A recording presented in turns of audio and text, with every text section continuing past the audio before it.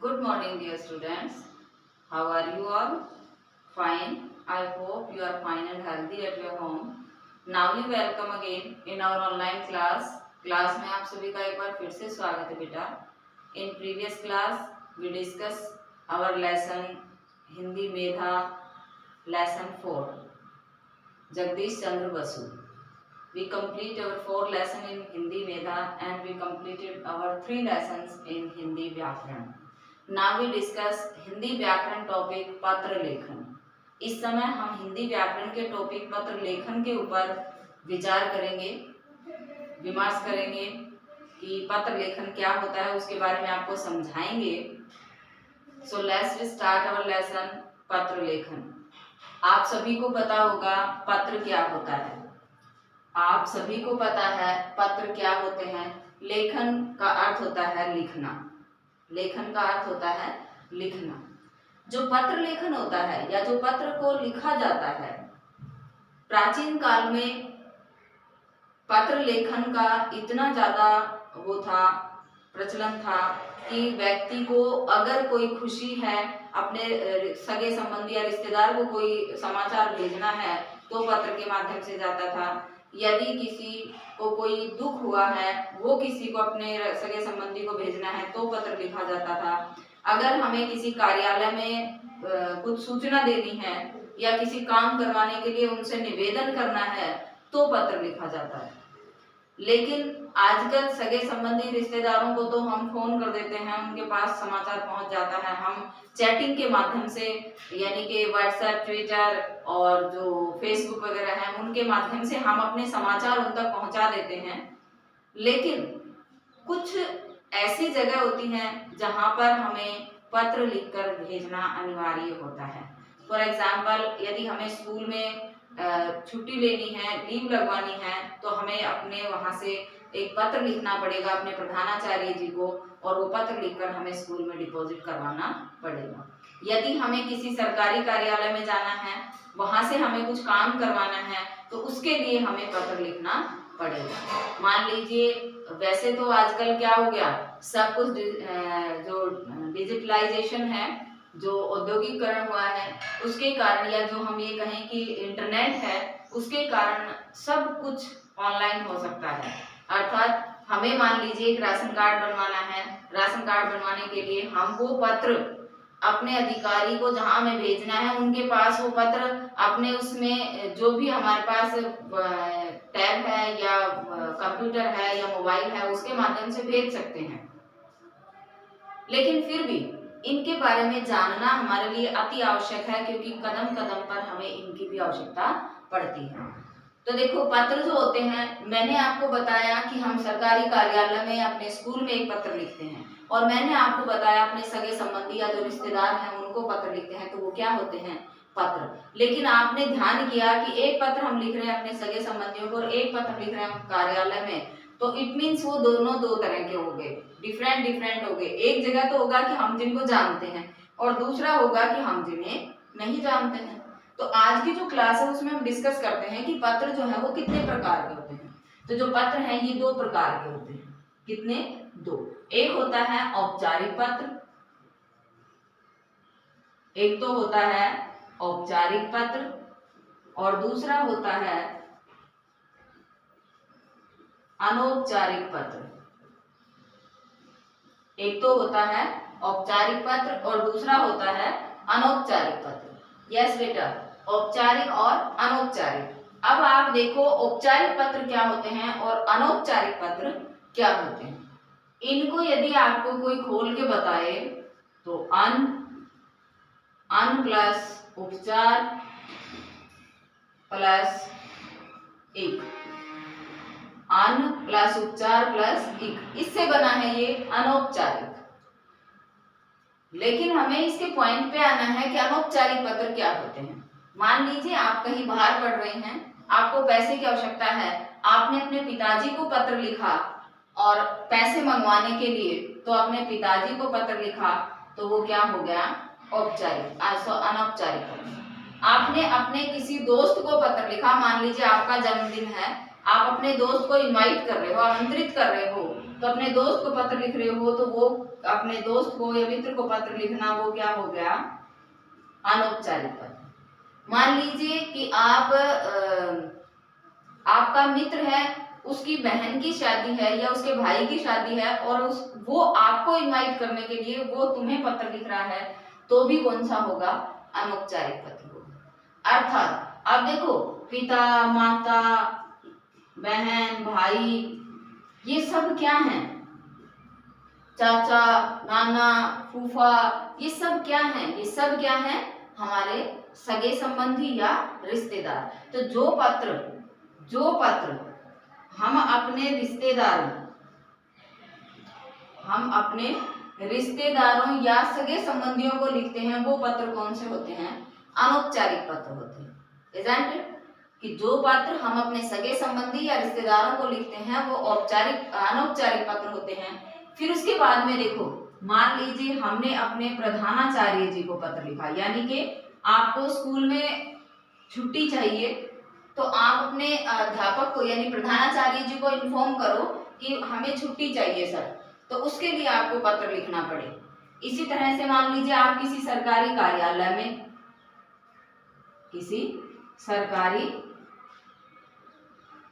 कार्यालय में पत्र लिखो, आपको किसी सरकारी कार्यालय में पत्र लिखना है किसी भी काम के लिए, या फिर हम कहें किसी संपादक महोदय को पत्र लिखना है, संपादक महोदय को। इट मीन्स कोई समाचार पत्र है, ठीक है, कोई समाचार पत्र है, उस समाचार पत्र में आपको क्या करना है, उस समाचार पत्र में आपको अपनी तरफ से कोई आर्टिकल वगैरह देना है, ठीक है, या आप कोई सूचना भेजना चाहते हैं जन सामान्य के पास, तो आप क्या करोगे, संपादक महोदय को एक पत्र लिखोगे कि इस तरह से ये सूचना अखबार में निकलनी चाहिए, तो उसके लिए भी आपको पत्र लिखना पड़ेगा। तो ये क्या होते हैं, अनौपचारिक पत्र, ठीक है, ये क्या होते हैं, अनौपचारिक पत्र। दूसरी बात हम देखें तो जो औपचारिक पत्र होते हैं इनमें भी और जो अनौपचारिक पत्र होते हैं इनमें भी एक सामान्य सी बात होती है कि इनको लिखते समय भी हमें ये ध्यान रखना पड़ता है कि जिसको हम पत्र लिख रहे हैं उसके लिए हमें सम्मान सूचक शब्दों का प्रयोग करना पड़ेगा। इसके लिए हमें सम्मान सूचक शब्दों का प्रयोग करना पड़ेगा। इसमें भी फर्क होता है, इसमें कुछ सम्मान सूचक शब्दों का प्रयोग करना पड़ता है, कुछ होता है कि जैसे मान लीजिए मैं अपने छोटे भाई को पत्र लिखूं, तो छोटा है ना मेरे से, तो शुभाशीष लिखेंगे, हम उसे आशीर्वाद देंगे तो उसके लिए पत्र लिखेंगे, मतलब आशीर्वाद देंगे तो इस तरह का कोई उसमें वो डालेंगे। और यदि हम अपने से बड़े को लिख रहे हैं तो सम्मान सूचक शब्दों का प्रयोग करेंगे। तो ये पढ़ेंगे तब इसके बारे में बताएंगे, ठीक है। पहले हम किसको डिस्कस करते हैं, दोनों का जो इक्वल होता है, दोनों में जो सिमिलरिटी होती है उसके बारे में बात करते हैं। तो इसमें एक मुख्य बात और आ जाती है कि अगर हमें किसी को पत्र लिखना है तो हमें क्या करना पड़ेगा, हमें उसमें भाषा जो है बिल्कुल स्पष्ट होनी चाहिए, पत्र की भाषा बिल्कुल स्पष्ट होनी चाहिए। सेकेंडली, जो पत्र लिखेंगे उसमें अनावश्यक शब्दों का कोई स्थान नहीं होता है, अनावश्यक शब्द हम नहीं लिखेंगे। Is that clear? तीसरी बात कि यदि हमें पत्र लिखना है तो उसका प्रोफोर्मा क्या होता है, किस तरह से पत्र को लिखा जाता है, ये सारी बातें ध्यान रखना अनिवार्य है। ओके, तो अब हम देखते हैं, हम पत्र लिखेंगे और इसको आगे बढ़ाएंगे, क्योंकि पत्रों के बारे में जानकारी मैंने दे दी कि एक औपचारिक पत्र होते हैं, एक अनौपचारिक पत्र होते हैं। जो औपचारिक पत्र होते हैं उनमें भी सम्मान सूचक शब्दों का प्रयोग किया जाता है, जो अनौपचारिक पत्र होते हैं उनमें भी सम्मान सूचक शब्दों का प्रयोग किया जाता है। ओके, तो अब हम बोर्ड के ऊपर पत्र लिखना स्टार्ट करते हैं, ठीक है।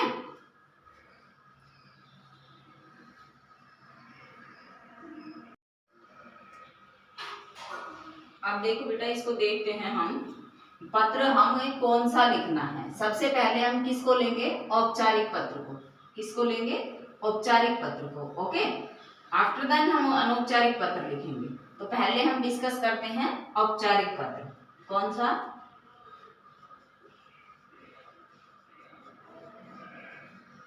औपचारिक पत्र। इसमें लेते हैं हम कि प्रधानाचार्य, एक चीज और है देखो, प्रधानाचार्य और प्रधानाचार्य। अब आपको अच्छे से पता है कि हमारी जो प्रिंसिपल हैं वो क्या है, एक मैम है। तो हमें कौन सा शब्द वहां डालना पड़ेगा, ये वाला, ठीक है, नॉट ये, हमें ये वाला शब्द है ये डालना पड़ेगा, ठीक है ना। अगर हमारे सर प्रिंसिपल सर होते तो हम ये वाला शब्द लिखते। तो अपने प्रधानाचार्य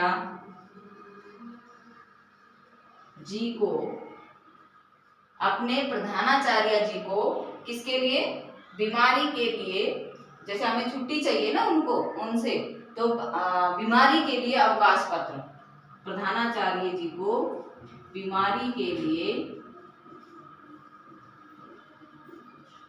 बीमारी के लिए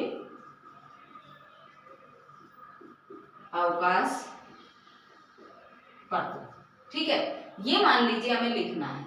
अब हमें इसको लिखना कैसे होगा, देखो पहले लिखना स्टार्ट करते थे इधर से, लेकिन जो बच्चे अभी पहले से यहाँ आ रहे हैं स्कूल में, उन्होंने तो 3rd क्लास में भी लिखे थे, तो उनको अच्छे से पता है कि हमें पत्र किधर से लिखना है, इस साइड से राइट करना है, किधर से, यहाँ से। कैसे लिखेंगे, देखो ये एक इधर से पैरेलल लाइन है, इसके अकॉर्डिंग ही आपको लिखना है। जैसे सेवा में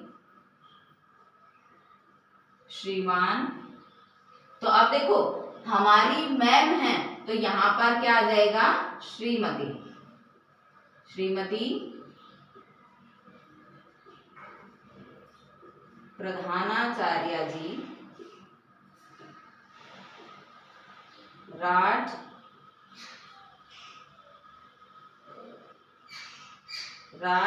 इंटरनेशनल स्कूल कुंड रेवाड़ी, ठीक है। कैसे लिखेंगे हम, सेवा में श्रीमती प्रधानाचार्य जी राठ इंटरनेशनल स्कूल कुंड रेवाड़ी, यहां तक का लिख दिया, यहां तक का लिख दिया। फिर उसके बाद में हमें क्या लिखना जरूरी है, विषय।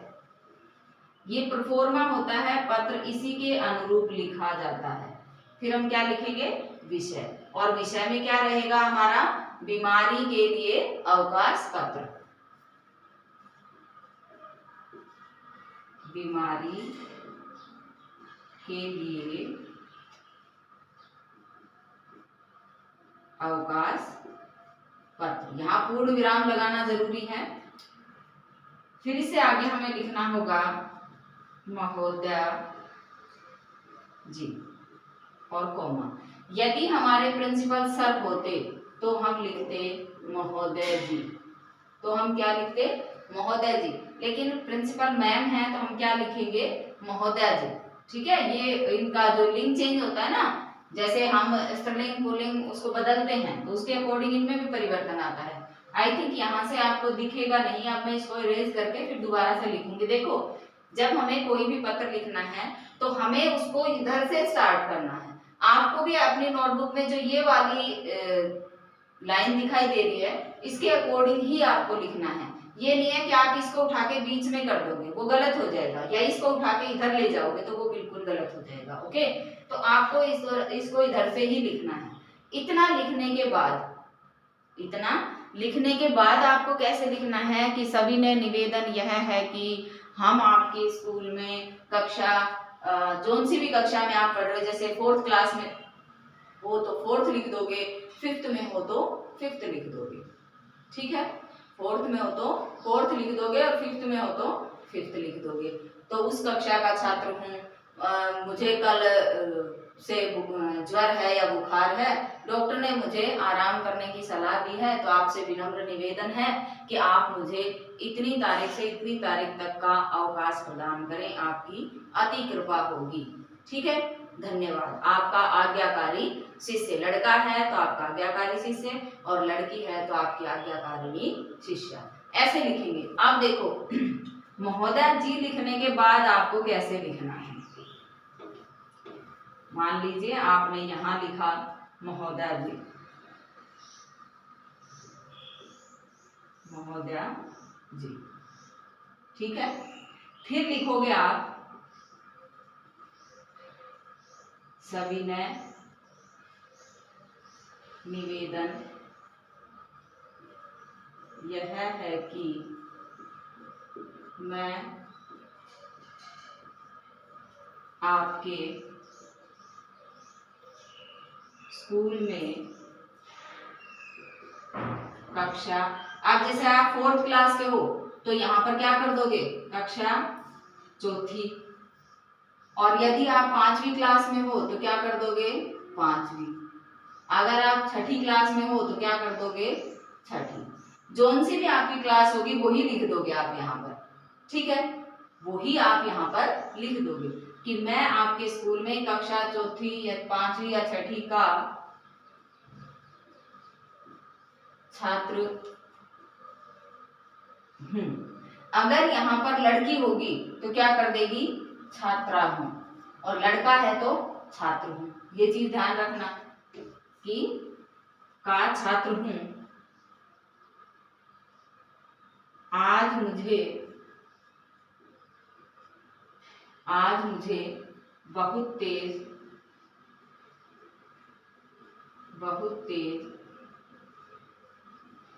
ज्वर है। ज्वर आप समझोगे नहीं क्या होता है तो ब्रैकेट में कर लो बुखार। आपको मैंने पिछली बार कोष्ठक के चिन्ह का प्रयोग सिखाया था। ये जो कोष्ठक का चिन्ह है ये क्या काम आता है, किसी भी शब्द जो है जिसका अर्थ बच्चे के समझ में, हम ये सोचे कि उसको नहीं समझ में आएगा तो हम उसे क्या कर देते हैं, उसका जो एग्जैक्ट अर्थ है वो कोष्ठक में लिख देते हैं। तो आप इसे ज्वर भी कह सकते हो, बुखार भी कह सकते हो कि आज मुझे बहुत तेज बुखार है, इसलिए मैं, या आज मुझे बहुत तेज बुखार है, मैं आज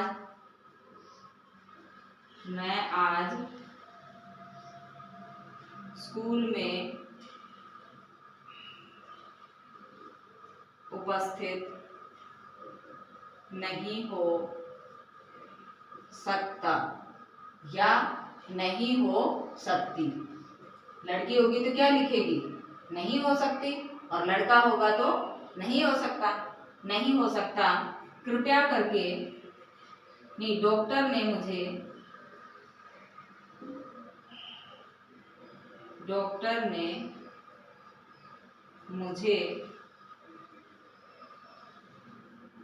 आराम करने की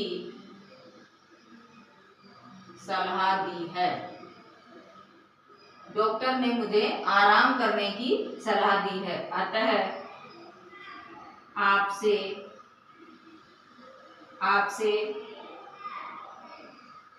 विनम्र निवेदन है कि मुझे 2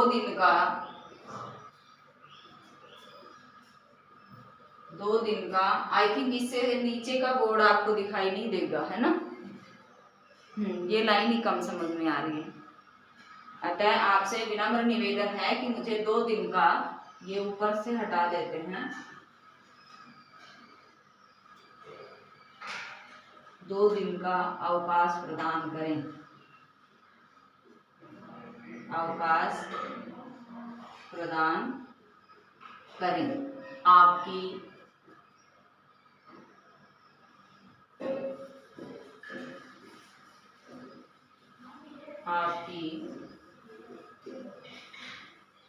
अति कृपा होगी। फिर यहाँ पर धन्यवाद। ये भी चीज नोट करने की है बेटा कि ये जो धन्यवाद हम लिखेंगे ये शब्द भी हमारा इधर होना चाहिए, बीच में नहीं होना चाहिए। फिर यहाँ पर हमें क्या लिखना है, देखो, आपका